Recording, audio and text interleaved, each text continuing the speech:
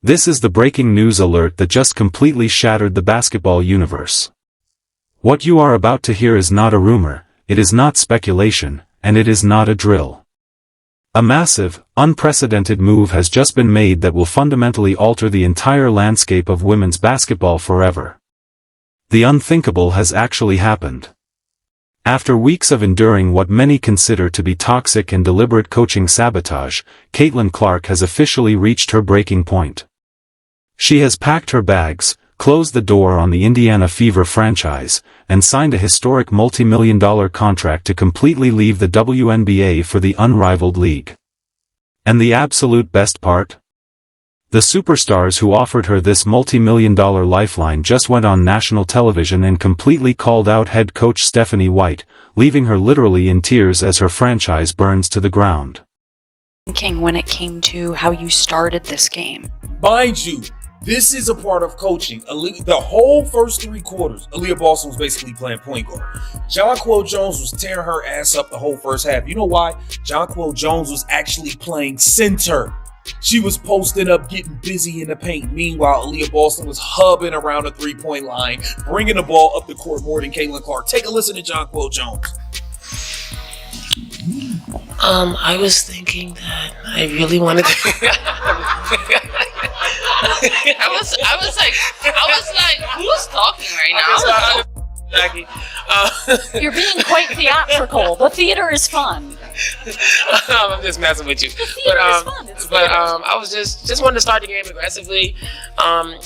Again, going back to the matches that we had with them previously, I felt like they were the team that kind of like set the tone with the level of aggression and I guess the level of intention to start the game. And I just wanted to make sure that I was doing my part to make sure that we came up with a different level of aggression and to be able to just kind of set the tone and let them know that like it wasn't going to be a night where everything was going to be easy for them, or that they were coming into our house and we just wanted things to be difficult.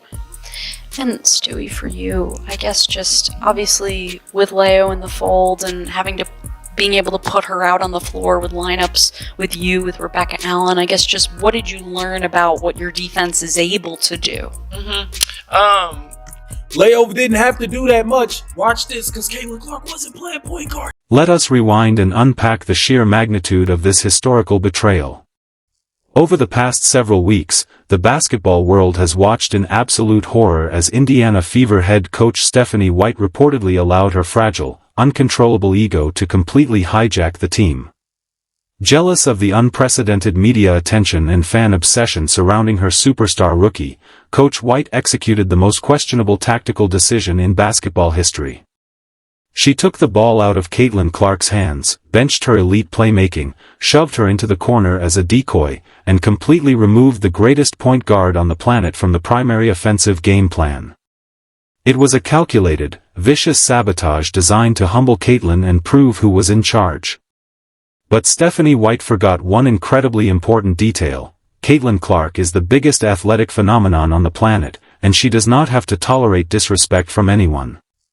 Enter Brianna Stewart and Nafisa Collier.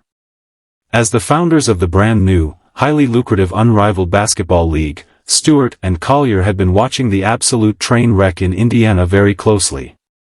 They watched as Coach White disrespected the player who single-handedly saved the WNBA from financial ruin, and they decided that enough was enough.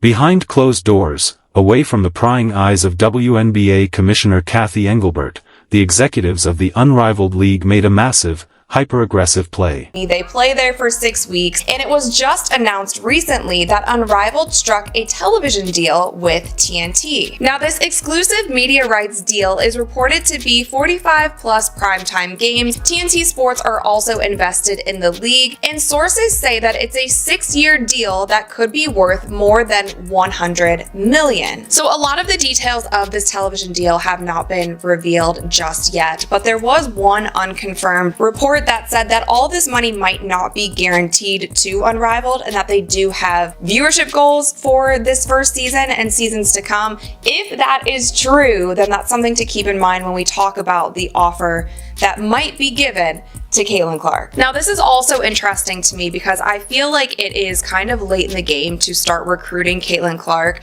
The Unrivaled League has 26 of their 30 players already, and they have been announcing players for the past 3 months. And there has been speculation throughout the entire WNBA season if Caitlin Clark would. According to leaked reports from inside sources, Breanna Stewart and Nafisa Collier personally called Caitlin Clark and offered her an unprecedented, fully guaranteed multi-million-dollar contract to immediately quit the Indiana Fever and join their league. They offered her unprecedented ownership equity, complete control over her offensive system, and the absolute ultimate promise, a coaching staff that would actually respect her and let her play her game. Caitlin Clark didn't even hesitate.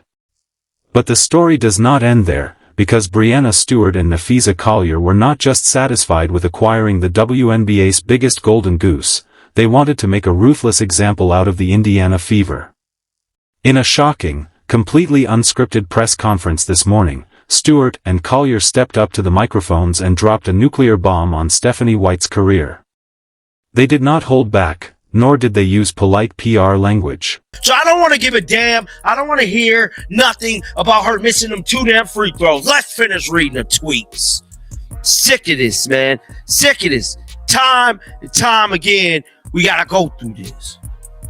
Ryan Loves Ball stated, Stephanie White is just anxious. Is just an atrocious coach. She has the best show on the planet, starting at point guard.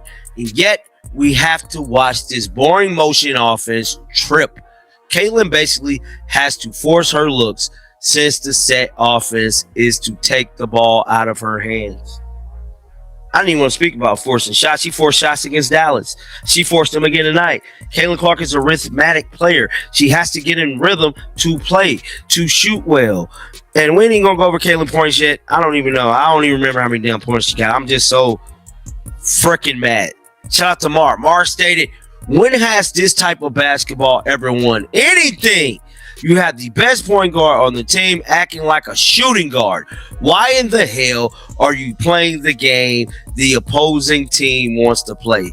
And if you're going to play her at the 2, why aren't you drawing up plays for her? Because they're drawing up plays for Kelsey Mitchell.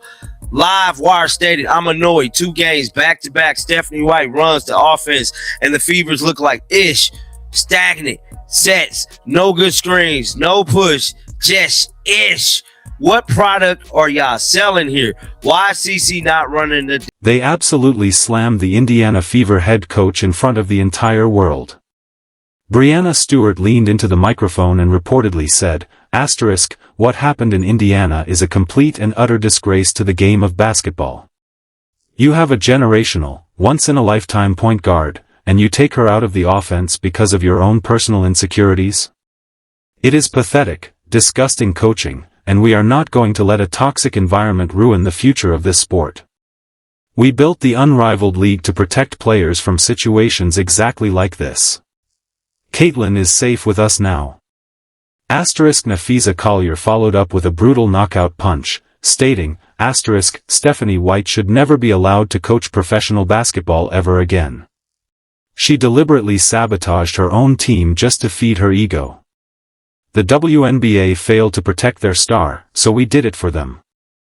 Asterisk. Your amount of money that she's making these teams, people are having to move their venues when she comes to play, and she's getting paid like $75,000 a year. She should be one of the top paid players in the world just for the sheer numbers that she's bringing. And I'm glad that a WNBA player is finally saying this out loud, admitting to it, because it has been so clear for so many people the Caitlin Clark effect that she has had on the WNBA this season. We have talked about it so much on this channel. She has raised overall viewership. Like Nafisa said, they're changing venues just to accommodate all the fans who want to come watch Caitlin Clark play. The list goes on, but there have been so many players, coaches, media personality who have been so afraid to just admit the fact that Caitlin Clark has been the sole reason for so many of these things happening this season in the WNBA. And so I'm really glad that Nafisa, being confident enough in herself, knowing that she is arguably the best player in the world, she is able to say these things out loud. However, I do think that this push for Caitlin Clark has come a little bit late in the game. I want to compare what were the rumblings that we're hearing about the offer that Unrivaled will make to Caitlin.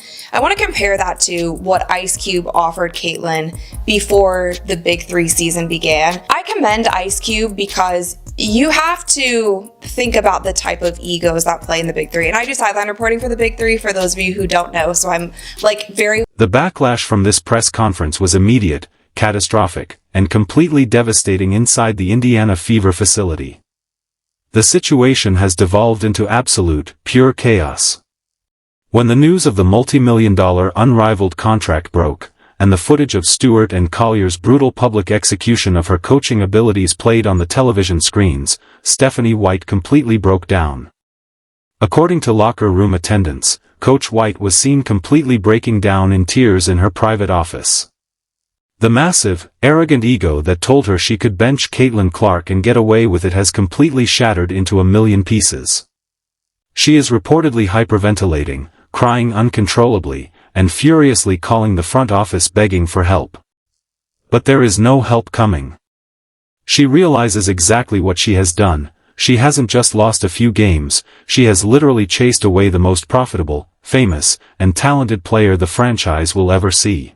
I feel like it was a missed opportunity. 3-on-3 is already hard to get more people involved in. You're doing a brand new kind of 3-on-3 on a shorter court. It's brand new. It's going to be hard to get eyeballs on it. All of these, the WNBA is in their 28th season and it's still a new league. It's hard to get the kind of virality, viewership, all the things that you want right off the bat. And especially if you don't have a big name or a big draw. I'll say it until I'm blue in the face. I think Caitlin was that person that they absolutely needed. So do I think Caitlin Clark should join Unrivaled? I'm not so sure. I think that the money needs to be high. It needs to be in the millions. It needs to be at least what Cube offered her for the Big Three at minimum. And even with that, Caitlin Clark doesn't need any money. She has plenty of endorsement deals. I think she is totally fine. And I think for her body and for her mental health, it might not be the best thing for her, because I can only imagine what it was like being in her shoes throughout this entire WNBA season. Not only the kind of physicality and double teams and face guards and all of those things that she was receiving on the court, but also all of the noise, all of the drama, all the media circus surrounding her off the court. That just had to have been so much to handle. And so I don't know if jumping right back into another league that has not been established yet. And for the record, I like Breanna Stewart. I love Nafisa Collier. I don't want this league to fail. I think basketball is great if we have another league. I think if it's similar to the Big Three and it gives women another place to go instead of going overseas during the offseason, I think that that's fantastic. I hope it does succeed. But I think Caitlin Clark stepping into a league that hasn't been established yet, through the firestorm that she has had to go through in the WNBA, who's to say that once she gets into Unrivaled, all of these narratives, all of these, your fan base is this, all of this starts up again. And who's to say if Unrivaled has a fantastic... The WNBA executives are currently in a state of absolute, unmitigated panic. Kathy Engelbert is reportedly screaming at the Indiana Fever ownership group on the phone. The league is staring down the barrel of an apocalyptic financial disaster, with Caitlin Clark officially leaving to play for Unrivaled. The massive television contracts are suddenly worthless, the sold-out arenas are going to be completely empty, and Fortune 500 sponsors are already threatening to pull their funding because they paid to see number 22, not a crying head coach who ruined the team. Stephanie White's jealousy has literally bankrupted the WNBA, and the Unrivaled League just pulled off the greatest heist in the history of modern sports. It's ridiculous, man. It's just ridiculous, man. The Indiana Fever, just Leonie Febich being back was big for the New York Liberty. Leonie Febich had 20 points, 5 assists, 5 rebounds in her return. She had a hell of a second half. She started shooting the cover off the ball from the three-point line. Sabrina Ionescu had 12 points, 4 assists. She wasn't very impactful. 1 of 5 from 3. Jonquel Jones, 19 and 10. Breanna Stewart, 22, 8 and 7. She balled. But I thought Michaela Timpson battled with Breanna Stewart. I thought Maisha Hines-Allen and Brianna and Michaela Timpson battled their ass off down there. Aaliyah Boston missed a key layup, man. We could have went up one. She missed a key layup. But at the end of the day, this falls on coaching, man. The head coach made the decision to play the center at point guard for the first 3 quarters of this game, pretty much. She decided to have Aaliyah Boston play point guard. Aaliyah Boston brought the ball up the floor more than anybody else in this game. More than Kelsey Mitchell, more than Caitlin Clark, more than Sophie. Shout out to Sophie, man. Sophie, you passed the ball to Caitlin and you knocked down a couple threes. Sophie had 10 off the bench. Sophie and Maisha Hines-Allen look like our only playable players off the bench. It just is what it is. This Indiana Fever team's not good, but Stephanie White made the decision to play Aaliyah Boston at point guard and play Caitlin Clark as... The entire league is in a state of unprecedented chaos. WNBA owners are reportedly demanding that Stephanie White be fired immediately and publicly humiliated just to appease the angry mobs of fans who are currently canceling their season tickets by the thousands. But it is already too late, the damage is done. Caitlin Clark has joined a league that actually values her, and she is never looking back. Now, I need to hear from every single one of you watching this absolute madness right now. Go crazy in the comments section down below. Are you cheering for Caitlin Clark taking this multi-million-dollar unrivaled deal to escape that toxic locker room? Do you agree with Breanna Stewart and Nafisa Collier absolutely destroying Stephanie White on national television? And how happy does it make you to know that Coach White is currently crying in her office knowing she ruined her own career? Let your voices be heard loud and clear down in the comments, because I promise you, the terrified WNBA executives are reading every single word. If you want the real, unfiltered truth about this massive unrivaled league contract and the total collapse of the Indiana Fever, smash that like button and subscribe to Clark Fever Hoops right now. Turn on those bell notifications, because the very second Stephanie White gets officially fired, we are going to be breaking it all down. Keep holding the line, and I will see you in the next video.